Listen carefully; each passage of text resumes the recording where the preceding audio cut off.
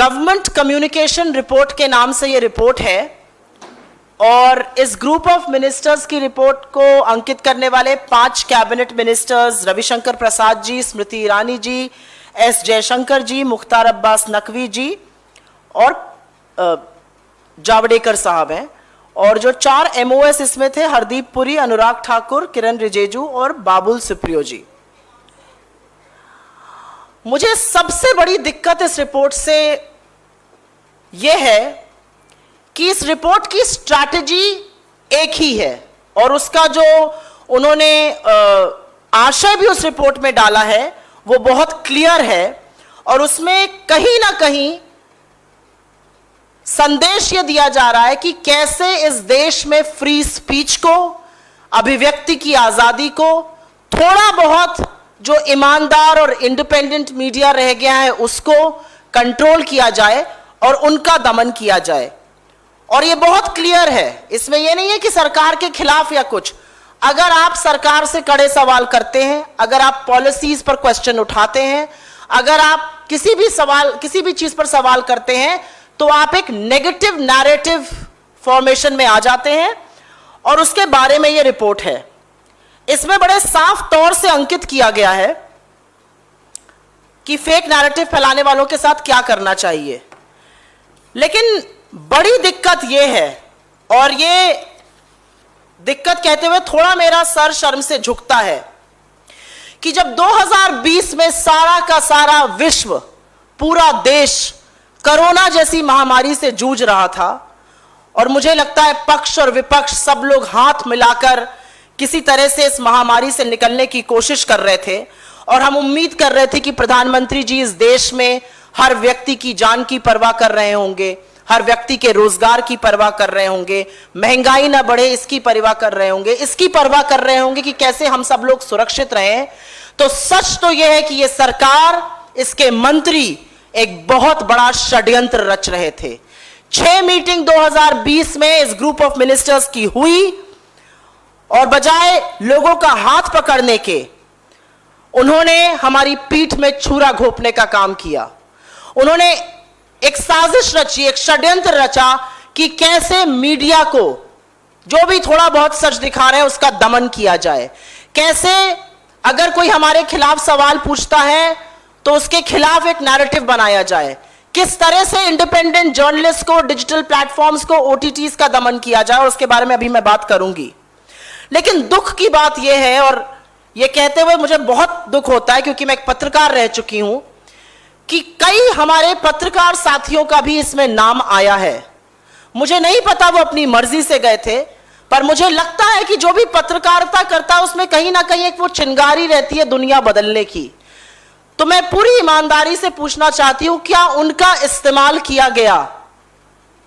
क्योंकि अभी ज्यादा खंडन नहीं आया है, मैं उनको बेनिफिट ऑफ डाउट दूंगी और मैं पूछूंगी कि क्या सरकार ने उनको कैसे बुलाया गया, क्यों बुलाया गया, कहां पर बातचीत हुई और क्या उनका इस्तेमाल हुआ है? क्योंकि इस रिपोर्ट में उनका नाम अंकित है, उसके आगे उनके कमेंट्स अंकित हैं, तो जरूर मुझे लगता है कि यह सवाल पूछना चाहिए कि क्या अगाहे बगाहे, क्या अब अनभिज्ञ होकर हमारे पत्रकार साथियों का भी इस्तेमाल किया गया है या वो जानबूझकर इस्तेमाल हो गए हैं? मुझे लगता है यह सवाल पूछना जरूरी है और पूछना इसलिए जरूरी है क्योंकि मीडिया को लोकतंत्र का चौथा स्तंभ कहा गया है और इसका ढहना होते देखकर हम एक मूक दर्शक नहीं रह सकते हैं।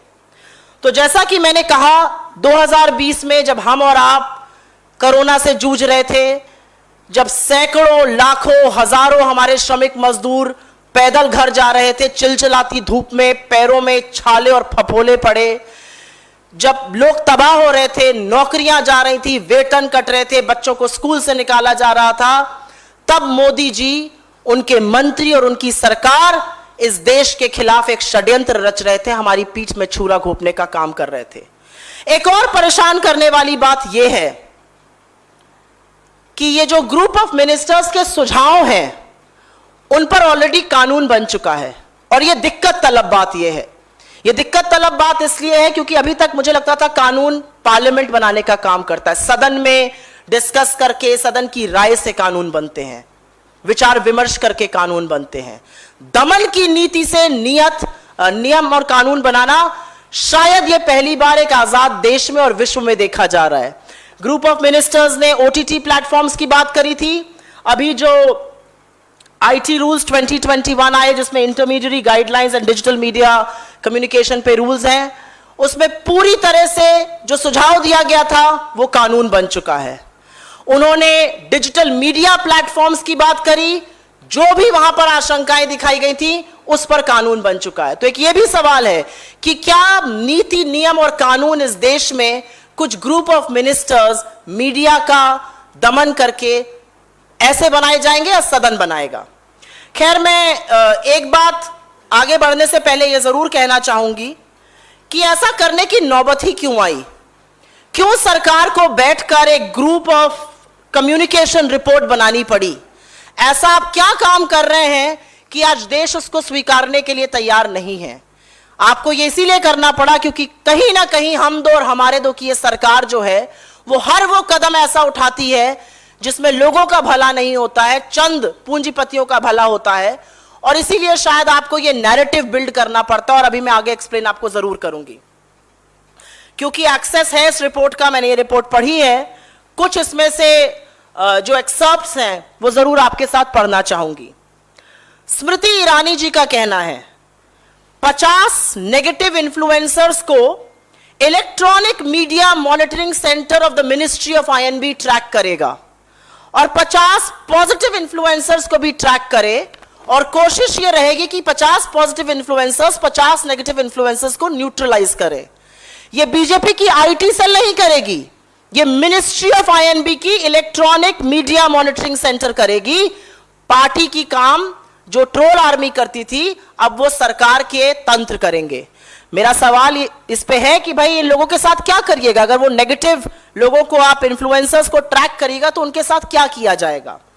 स्वपन दास गुप्ता जी जो राज्यसभा के मेंबर हैं, उनका कहना है कि स्टॉलवर्ड्स थोड़े मार्जिनलाइज हो गए थे मोदी जी के आने के बाद, तो बैक चैनल जर्नलिस्ट से शुरू होना चाहिए। और वो कहते हैं quote and quote, by giving journalists a little bit extra in a calibrated approach. ये लिटिल बिट एक्स्ट्रा क्या होता है? जर्नलिस्ट को लिटिल बिट एक्स्ट्रा देने का क्या मतलब है? आप प्रलोभन देने की बात कर रहे हैं, आप एक्सेस देने की बात कर रहे हैं, आप खबरें पहली देने की बात कर रहे हैं, जो कि व्हाट्सएप ग्रुप में अब पता ही चल गया कि कैसे सुरक्षा की बड़ी बड़ी खबरें व्हाट्सएप ग्रुप पर एक्सचेंज करके हम कैसे अटैक करने वाले थे बालाकोट पे, वो पहले से ही कुछ लोगों को पता था। तो ये जो little extra in a calibrated approach है, ये क्या है? सूर्य प्रकाश जी जो प्रसार भारती के हेड हैं, उनका कहना है Indian government has enormous power to utilize the position to control them. Them कौन है? जो आपसे सवाल करता है, जो आपके अगेंस्ट बोलता है। तो वो सरकार को याद दिलाते हैं आपके पास इतनी शक्ति, इतने संसाधन, इतने तंत्र हैं कि आप इन टुच्चे से लोगों का कुछ भी कर सकते हैं, आप घबराइए मत। ये सूर्य प्रकाश जी हैं, ये प्रसार भारती के हेड हैं इस समय। कुछ जर्नलिस्ट भी हैं जिन्होंने कलर कोडिंग तक की बात कर दी। उन्होंने कहा है ग्रीन फेंसिटर्स के लिए कर दीजिए, सफेद जो आपका सपोर्ट करते हैं उनके लिए कर दीजिए, और काला उनके लिए कर दीजिए जो आपका विरोध करते हैं। कुछ लोग हैं जिन्होंने कहा है कि गूगल प्रमोट करता है स्क्रोल और प्रिंट और वायर, ऐसे तमाम प्लेटफॉर्म्स को, इनको हैंडल करने की जरूरत है। तो अब मुझे बताने की जरूरत नहीं है, प्रत्यक्षम किम प्रमाणम, इसको ऑलरेडी लॉ बना दिया गया है। यह साफ करना तो जरूरी है भाई ये लॉ किसके कहने से बनाया गया। एक एस गुरुमूर्ति जी हैं जो आरबीआई के बोर्ड पे सरकार ने रखा है, काफी चर्चा में रहते हैं अपने विवादित बयानों के लिए। उनका कहना है पोखरन इफेक्ट से सरकार जो है वो नैरेटिव कंट्रोल करे। पोखरन इफेक्ट क्या है? ड्रामा। वो कहते हैं रिपब्लिक तो करता है ये ड्रामा, वो ये भी कहते हैं रिपब्लिक टीवी ड्रामा करता है, लेकिन वो तो हमारा ही पराया माना जाता है, तो उनके ड्रामे से ज्यादा फायदा नहीं होता है। तो पता नहीं जब बम फटते हैं, जब कहीं पर तथाकथित हमले हो जाते हैं, जब कहीं पर डिमोनेटाइजेशन हो जाता है, तो ये Pokhran effect of narrative setting है, मुझे नहीं पता, लेकिन उनके अनुसार पोखरन इफेक्ट से बात होनी चाहिए। ऑफ कोर्स रविशंकर प्रसाद जी तो बड़े काबिल वकील भी हैं, हिंदुस्तान के कैबिनेट मंत्री भी हैं। उनका कहना है कि ऐसा है कि इन लोगों की तरफ ना बड़े बुद्धिजीवी हैं, तो हमें भी academicians, vice chancellors, retired IFS officers लाने चाहिए और एक ऐसा पूल बनाना चाहिए जो गवर्नमेंट स्टोरीज को स्पिन कर सके, कि जो सुर्खियां हम चाहें उसके बारे में ये लिख सकें, उस तरह की ये बातें कर सकें, ऐसा नैरेटिव ये बन सके। ऑफ कोर्स फिर तमाम नाम है जर्नलिस्ट के और मैं अपने साथियों से जरूर ये पूछना चाहती हूं कि आपका अनजाने में इस्तेमाल हो गया या आप वाकई में वहां गए थे और आपका इस्तेमाल हो गया। एक चीज तो पूरी तरह से साफ है कि जो मीडिया चरण वंदन करता है उसको एक्सेस भी है, उसकी वाहवाही भी होती है, और जो थोड़ा बहुत आपके अगेंस्ट हो जाता है उसको शायद टीवी से निकाल दिया जाता है, उसके खिलाफ कॉलम्स होने लगते हैं, उनके यहां आईटी और इनकम टैक्स की रेड होने लगती है। और ये सिर्फ मीडिया के साथ ही नहीं है, हमारे ऐसे साथी हैं, निर्भीक निडर पत्रकार भी हैं जिनको की बड़ी बड़ी यातनाएं झेलनी पड़ती हैं। मिर्जापुर में नमक रोटी खिलाने की यातना है, महीनों जेल में रहना। कोरोना काल में एक छोटी बच्ची से देवरिया के सरकारी अस्पताल में पोछा लगवाया गया, जिसने रिपोर्ट किया उसको जेल में डाल के उसके खिलाफ सेडिशन का चार्ज। प्रधानमंत्री के संसदीय क्षेत्र में मुसहर किस मुश्किल से रह रहे हैं उसको दिखाने वाले पत्रकार के खिलाफ सेडिशन का चार्ज। योगी जी ने उल्लंघन कर दिया किन्हीं गाइडलाइंस का, उसके बारे में एक पोर्टल ने न्यूज छापी, उनके एडिटर के खिलाफ सेडिशन का चार्ज। तो अगर आप चरण वंदन कर रहे हैं तो आप पत्रकारिता करते हैं, अगर आप सवाल पूछते हैं या थोड़े क्रिटिकल होते हैं तो आप देशद्रोही हो गए। मुझे ऐसा लगता है जरूरी है पूछना कि क्या पत्रकारिता सिर्फ चरण वंदन और देशद्रोह के बीच में ही बटके रह जाएगी? और ये सिर्फ पत्रकारिता तक सीमित नहीं है, ये ओपिनियन मेकर्स, एकेडमिशियंस, ब्यूरोक्रेट्स और अब तो सबको ही पता है बॉलीवुड तक ये पहुंच चुका है। और कहीं पर मैसेज सिंपल है, अगर आप हमारे खिलाफ बात करिएगा तो हम आपके खिलाफ अपने फ्रंटल्स को छोड़ेंगे। तो मेरा तो इस सरकार से सुझाव है कि income tax, ED, CBI, NCB जैसी तमाम संस्थाओं को बंद करिए, बीजेपी में मर्ज कर दीजिए। ये फ्रंटल नहीं, अब तो ये मुख्य धारा में भाजपा की आ चुके हैं। मतलब दुख होता है कि जो किसानों के साथ या किसानों के बारे में बोलते हैं उनके यहां इनकम टैक्स की रेड होती है, लेकिन 100 ग्राम कोकेन पकड़ने वाली इनकी युवा नेता के पास एनसीबी नहीं पहुंचती है, और वो भाजपा के ही लोगों को षड्यंत्र में बोलती है कि शामिल हैं, उनके खिलाफ एनसीबी नहीं पहुंचती है। लेकिन एनसीबी को मुंबई पहुंचने में टाइम नहीं लगता है। और जो मीडिया ट्रायल होता है, चाहे वो सुशांत सिंह राजपूत के टाइम पर हो, चाहे बॉलीवुड को एक सॉफ्ट टारगेट बनाकर जो मीडिया ट्रायल किया गया, वो मीडिया ट्रायल आखिर कब बंद होगा? कब कुछ लोग अपने आप को जज, ज्यूरी और एग्जीक्यूशनर बनाकर सरकार के इशारों पर डिबेट करेंगे, सरकार के इशारों पर लोगों को बुलाएंगे? हम लोग भी बहुत डिबेट्स में जाते हैं, जो तथाकथित quote unquote independent observers, independent analysts आते हैं, वो किसी ना किसी फाउंडेशन में भाजपा की संलग्न रहते हैं। एक सज्जन मेरे साथ बैठे थे आर्मी के, उन्होंने एक खुलासा ही नहीं किया कि उन्होंने 2013 में भाजपा ज्वाइन कर ली थी।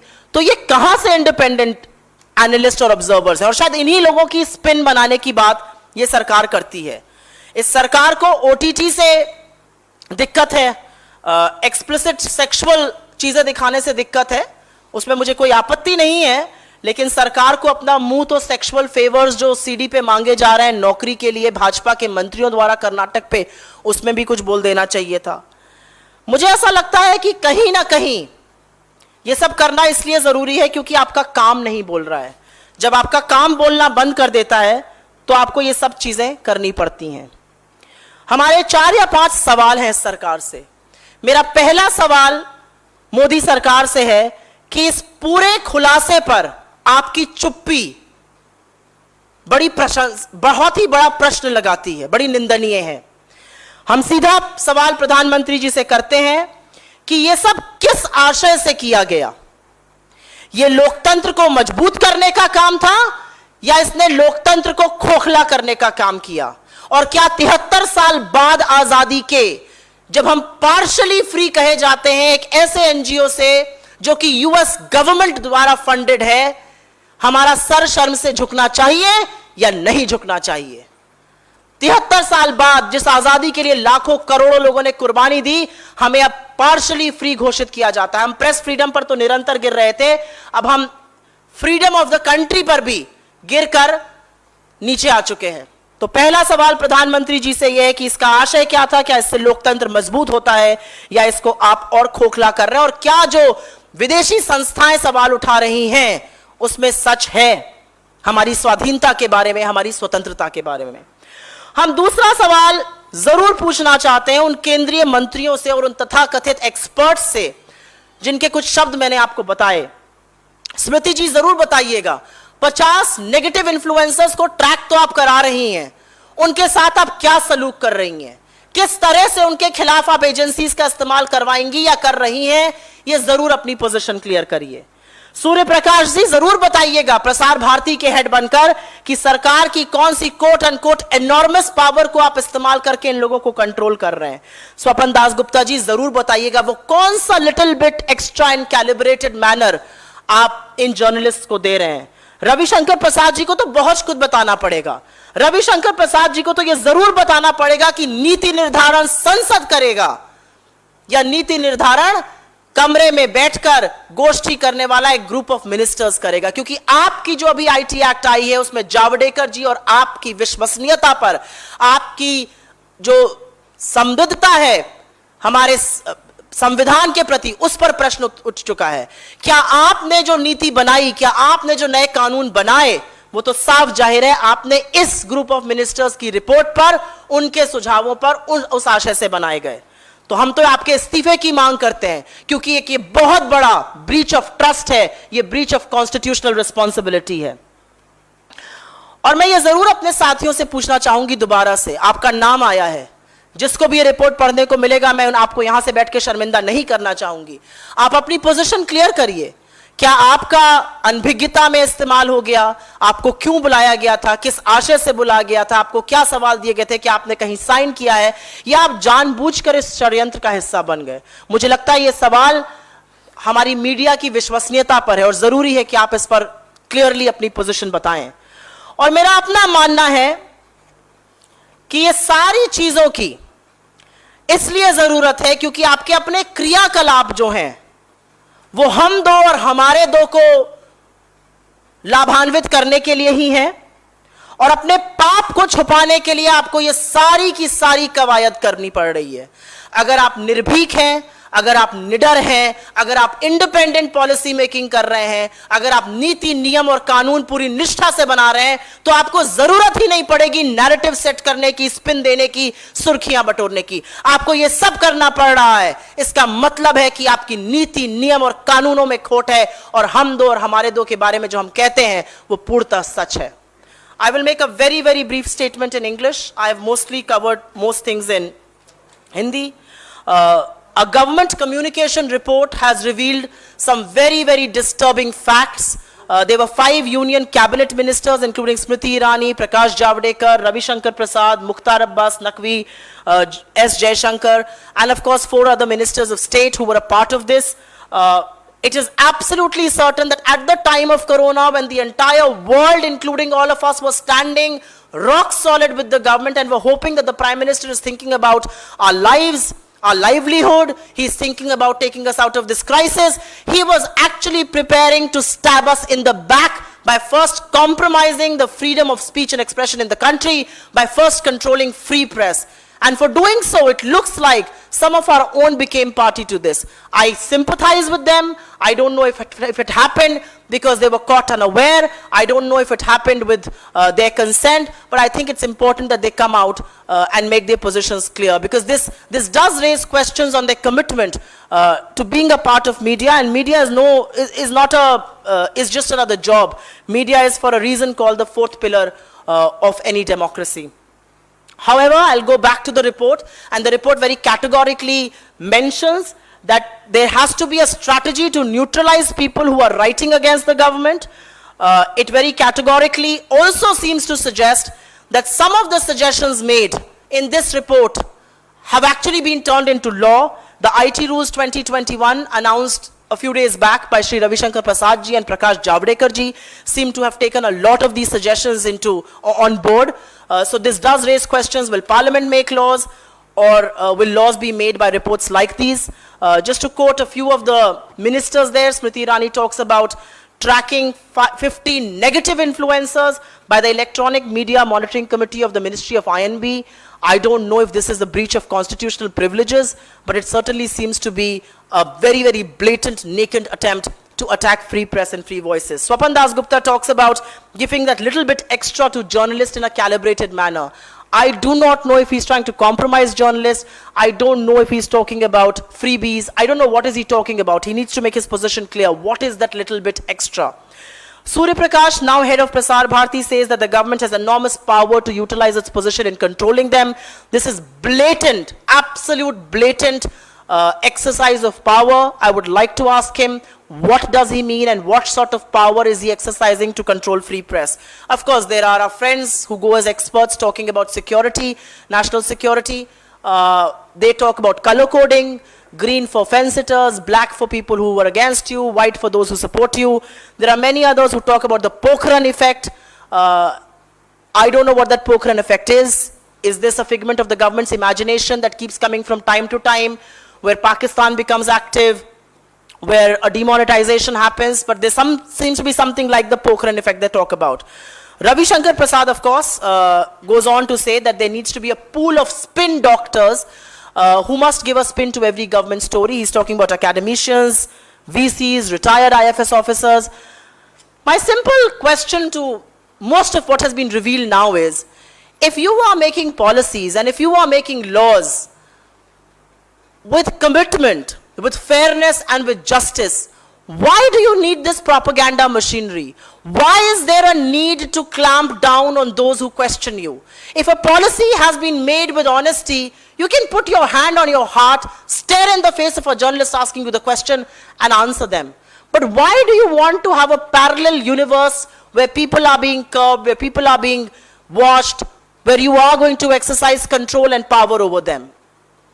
In the end, I would only simply want to say that the government has to come, and we see this happen across spaces.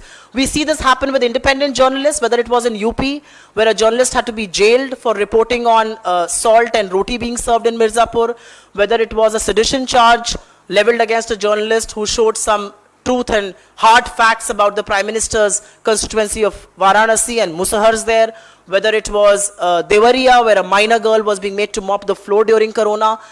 I personally feel nobody is being spared. Academicians, opinion makers, bureaucrats, if you have a spine in this country, you will be attacked. And we saw this yesterday. You stand with the farmers, no matter who you are, the IB, the income tax, the ED, the CBI, the NCB will all land at your doorstep. I personally feel you should wear it like a badge of honor. You still are fighting for the freedom of speech and expression in this country. But the reality is, I think the BJP should stop the farce and facade of independent agencies. Just merge all these agencies within yourself, because that's what you are doing. However, in the end, I would only simply want to ask 4 questions of this government. What was the purpose of this group of ministers and this report that has been prepared? Was this to weaken our constitutional democracy? Because it seems to suggest that what the world is now saying about us is actually coming true. We were slipping constantly in freedom of press index. We are now vehemently slipping. I mean, a US NGO funded by the US government today has raised questions on free India. We are now apparently in a partially free category. 73 years after independence, my head hangs in shame that we are in that category, and shame on this government for landing us there. So the first question is, what was the purpose of this report? Was this to weaken the democracy? And if not, how will you answer the reports that are now surfacing? The second important question that I would want to ask is, all these ministers who I have quoted, what are you going to do with those 50 negative influencers, Ms. Irani? Mr. Dasgupta, what sort of little extra are you talking about? Ravi Shankar Prasad ji, what is that spin that you would want on your policies? Mr. Gurumurthy talks about Pokhran-like effect. I don't know what that effect is, but it certainly needs explanation. And Swapan Dasgupta, I've already said. Surya Prakash, head of Prasar Bharati, what sort of pressure and control and power do you want to now exercise? I also want to ask particularly Mr. Ravi Shankar Prasad and Prakash Javadekar, you had announced IT Act 2021 amendments. I want rules 2021. I have a very clear question for you. Should rules now be made sitting in a room full of ministers, or is Parliament going to legislate in this country? Because it seems to suggest that whether it was control of OTT platforms, whether it was curbing digital media, you have actually enacted upon those suggestions, you have actually made them into law. I think it's a breach of privilege. It's not keeping Parliament, it's keeping Parliament in the black. And I personally feel on high moral ground after the revelations of this report, you both of you should really resign. Ravi Shankar Prasad ji and Prakash Javadekar ji. And in the end, I would only say, if you were making policies, and if you were making laws, and if you were thinking about all Indians at large, you would not need the spin. You need the spin because हम दो हमारे दो की जो आपकी सरकार है, you need a spin to change the narrative there. But no matter how much you curb free speech, this country will not let you do that. For every speech that you curb, there will be 20 others that will question your decisions. मैं बार बार कहती हूं, गांधी के इस देश को Nazi Germany समझने की गलती मत करिएगा. वो गलती आप कर रहे हैं, भूल आप कर रहे हैं, ये देश की जनता आपके होश ठिकाने लगा देगी. Happy to take questions.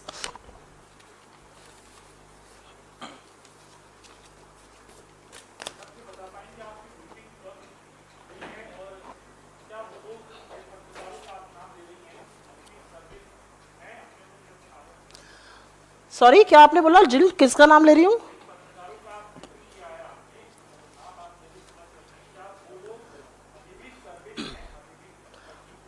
Siddharth जी, मैं बहुत दुख के साथ कहती हूं, मैं एक वजह से उनका नाम नहीं ले रही हूं. मैं अभी भी अपने साथियों को बेनिफिट ऑफ डाउट देना चाह रही हूं. मुझे ऐसा लगता है कि शायद उनका अनजाने में इस्तेमाल हो गया हो, और इसीलिए जरूरी है. हाँ, वो सब लोग सर्विंग हैं, और इसीलिए जरूरी है कि ये पत्रकार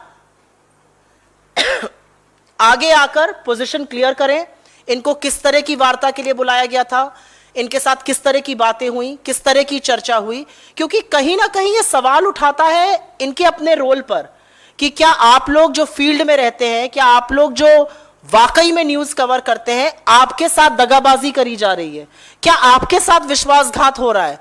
क्या हमारी ही बिरादरी के कुछ लोग हमारे अगेंस्ट खड़े हैं? मैं फिर भी उनको बेनिफिट ऑफ डाउट देते हुए कहती हूं कि क्या उनका अनजाने में इस्तेमाल हुआ है या वो जानबूझकर इस्तेमाल हुए हैं. ये बात क्लियर करना बहुत जरूरी है. जो रिपोर्ट मेरे पास है उसके अकॉर्डिंग इनकी लगभग 6 मीटिंग हुई थी 2020 में, और कुछ मीटिंग्स कोरोना काल के, जब कोरोना अपनी चरम सीमा पर था, तब हो रही थी. तो ये कहीं ना कहीं सरकार की प्राथमिकता भी याद दिलाता है कि जब लाखों मजदूर पैदल चिलचिलाती धूप में चल रहे थे, तो अंताक्षरी तो खेली जा ही रही थी, अभिव्यक्ति की आजादी का दमन करने की भी एक बड़ी साजिश, एक बड़ा षड्यंत्र रचा जा रहा था.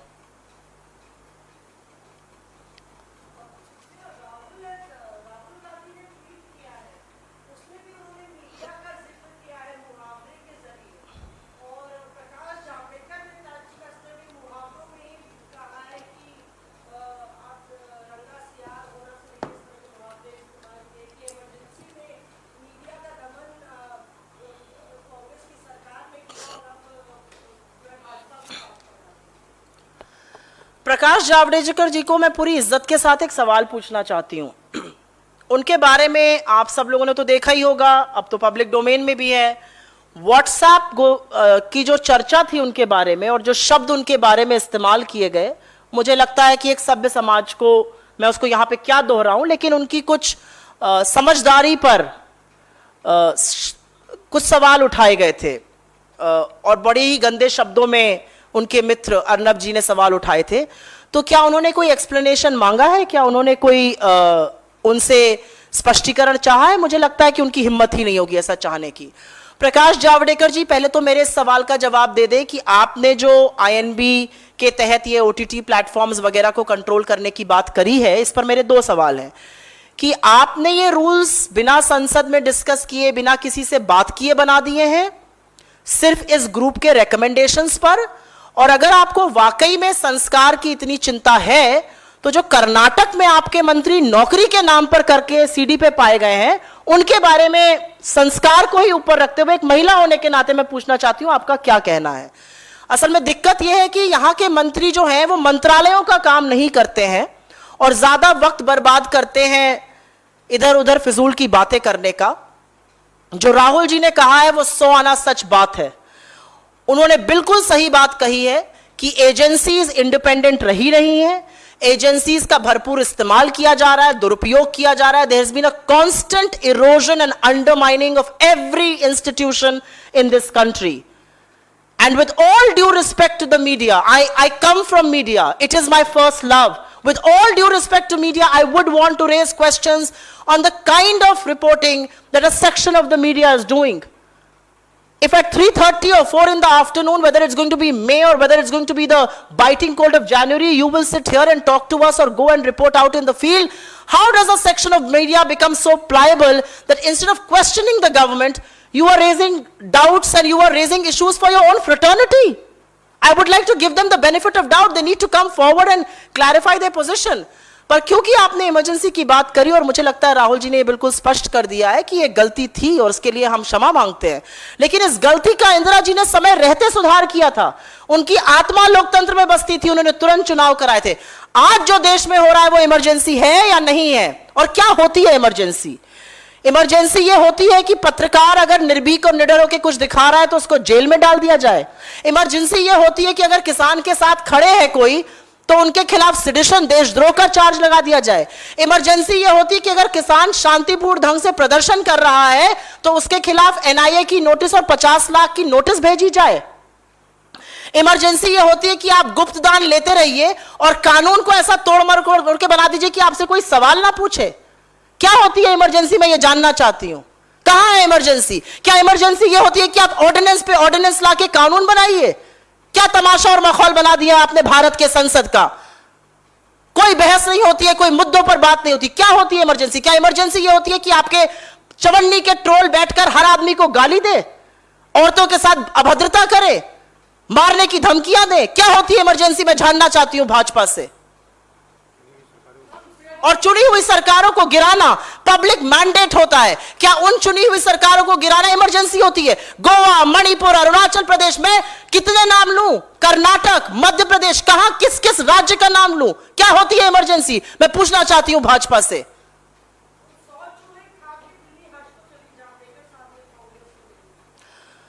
उनको भाई पूरी सम्मान से ही कहूंगी, उनके लिए जो शब्दों का इस्तेमाल किया गया था वो यथार्थ करते हुए दिख रहे हैं।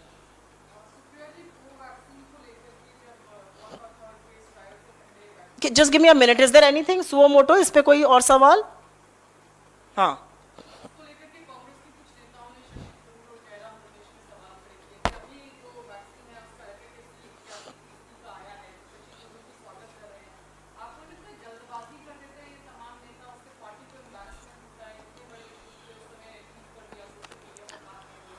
देखिए ऐसा है कि कोरोना जैसी महामारी विश्व में पहली बार आई है और यह भी सच है कि वैक्सीन डेवलपमेंट में 8-8, 10-10 साल लगते हैं और ये बहुत जल्दी से डेवलप हुई थी। तो थोड़ी बहुत आशंका होना मुझे लगता है लाजमी थी, और स्पेशली क्योंकि फेज 3 ट्रायल के रिजल्ट्स नहीं आए थे। फेज 3 ट्रायल रिजल्ट्स जो है वो वैक्सीन लगने के बाद आ रहे हैं, तो थोड़ी बहुत आशंका अपनी जगह हो सकती थी। लेकिन डिबेट और मुद्दा वो नहीं है वैक्सीन पर। डिबेट और मुद्दा वैक्सीन पर दूसरा है जिसके बारे में बात नहीं हो रही है। डिबेट और मुद्दा वैक्सीन पर आज ये है कि कितने लोगों को आज इस देश में वैक्सीन लगेगी। प्रधानमंत्री जी ने 31 अक्टूबर को कहा था सबको वैक्सीन लगेगी। वीके पॉल जी कहते हैं 30% को लगेगी। हर्षवर्धन जी कहते थे सबको फ्री में लगेगी, फिर 24 घंटे बाद मुकर जाते थे। तो वैक्सीन इस देश में कितने लोगों को लगेगी, ये सवाल का जवाब तो सबको चाहिए। और आप गांव चले जाइए, लोग पूछते हैं हमको लगेगी कि नहीं लगेगी। दूसरा और बहुत इंपॉर्टेंट सवाल यह है कि एस्ट्राजेनेका जिसकी वैक्सीन सीरम इंस्टीट्यूट डेवलप कर रहा है, उन्होंने कहा था हम नो प्रॉफिट नो लॉस पे वैक्सीन लगाएंगे। सीरम इंस्टीट्यूट की डेवलप करी हुई वैक्सीन बेल्जियम में 158 रुपए की लग रही है। हमारे यहां निजी अस्पताल उसका 250 रुपए एक डोज का ले रहे हैं, 500 रुपए 2 डोजेस का। क्यों एक्स्ट्रा पैसा लिया जा रहा है जब सरकार 200 में खरीद रही है? क्या सरकार को अपनी जिम्मेदारी का एहसास है? क्या इस देश में जहां पर 82 करोड़ लोग इन्हीं के आंकड़ों के मुताबिक 2 रुपए किलो पर चावल खरीद रहे हैं, वो इतनी महंगी वैक्सीन लगा पाएंगे? और सरकारी अस्पतालों में ही मुफ्त लग रही है, लेकिन कितने सरकारी अस्पतालों में? 700। क्या जनसंख्या हमारी? 135 करोड़। तो मुद्दे की बात नहीं होती है। अगर 50 करोड़ लोगों ने भी एक्स्ट्रा 50 रुपए देकर वैक्सीन लगा ली तो 2,500 करोड़ तो पहली डोज का हो गया, 5,000 करोड़ एक्स्ट्रा दूसरी डोज के साथ हो गया। इन सब बातों पर सरकार बात नहीं करेगी। आप मुझे एक बयान दिखाइए जहां पर इन्होंने स्पष्ट किया हो कि वैक्सीन कितने लोगों को इस देश में लगेगी। 30 को लगेगी, 30% को, 70% को, 75 को, 100% को। कोई क्लैरिटी तो आए। और हर्षवर्धन जी तो अपना मुंह बंद ही रखें। उनके खिलाफ इंडियन मेडिकल एसोसिएशन ने जो पत्र लिखा है, अगर कोई नैतिक मंत्री होता तो अभी तक रिजाइन कर चुका होता। हाँ,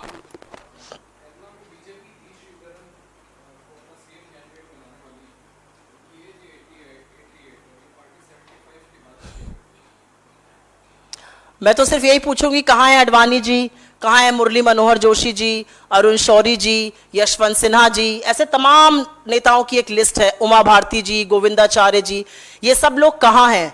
और मुझे लगता है कि मुझसे बेहतर सवाल तो इसका यशवंत सिन्हा ने नहीं दिया था, जब उन्होंने कहा था कि 75 पार करने पर अगर आप भाजपा में हैं तो आप मेंटल कोमा में चले जाते हैं। लगता है कि श्रीधरन जी की उम्र इसके परे है।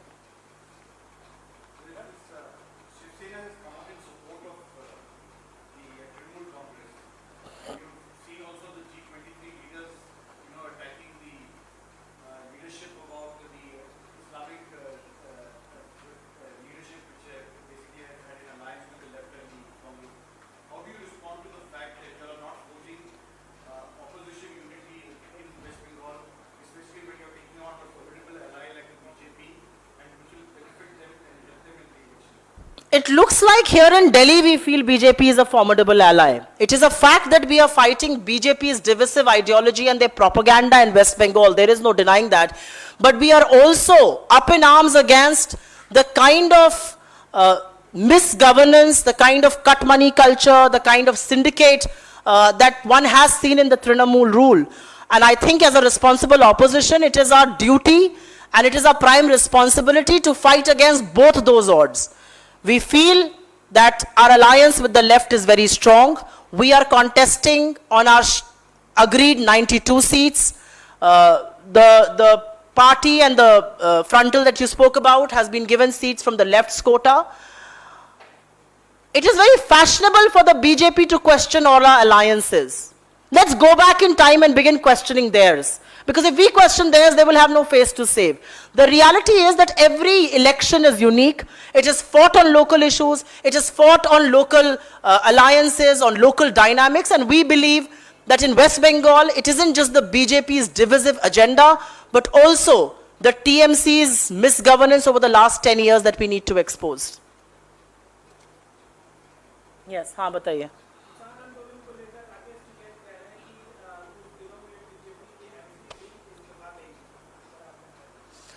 मुझे लगता है ये वही नहीं कह रहे, ये बीजेपी के एमपीज खुद भी अंदर कह रहे हैं।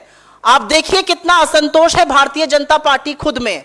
आप देखिए उनके मंत्रियों की जो बातें आती हैं सामने, उनके जो एमपीज कहते हैं कि जो इनफॉर्मल मीटिंग होती है उसमें लोग कह रहे हैं भाई हम तो चुनाव हार जाएंगे अगर आज हो जाए, कुछ करे सरकार, हम किसान विरोधी सरकार साबित हो रहे हैं।